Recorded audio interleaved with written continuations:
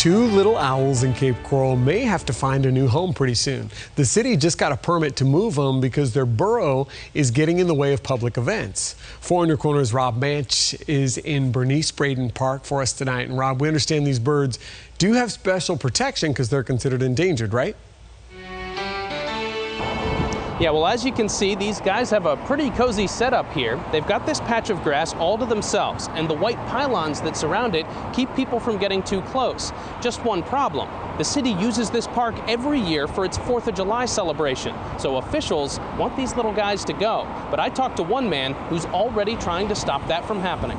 Earlier this morning, Chris Specht and I got to the park just as these little guys were first poking out their heads. There's no better place to embrace nature. Specht says there's a lot of reasons to love these owls. They're the official city bird of Cape Coral. They're also endangered, but mainly they're just cute and in a great location for visitors. When these 2 owls set up here 3 days after being evicted last year, they could not have picked a more perfect spot to become a public exhibit at a welcome center for the city. That eviction took place when the Red, White, and Boom Festival moved in. Thousands of people come out to this park to celebrate the 4th every year, and having 2 little endangered birds in the middle of it isn't easy for planners. This was the response Specht got when he took his concerns to City Council last week. Unfortunately, humanity is pushing a lot of wildlife out of the city, and it's just a fact of life. I mean, the human race is growing, the country is growing, the city especially is growing, and there's only so much real estate. So the city plans to move the owls, and it just got permission to do it from the Florida Fish and Wildlife Conservation Commission. But Specht has already filed a petition to stop it.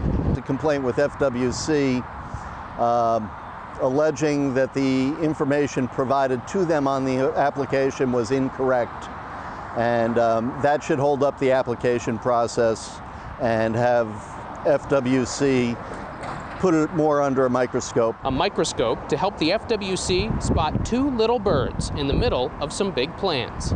And the city did just get back to me minutes ago. Senior Public Works Manager Mike Ilchizin says in addition to Red, White, and Boom, the city also has plans to landscape this entire park, which could affect the owls. He says it's not something the city routinely does, but in this case, moving the owls might be the best way to keep them safe. And he says at this time, they don't have a timeline for when the city could start collapsing this burrow. In Cape Coral, Rob Manch, Fox 4 in Your Corner.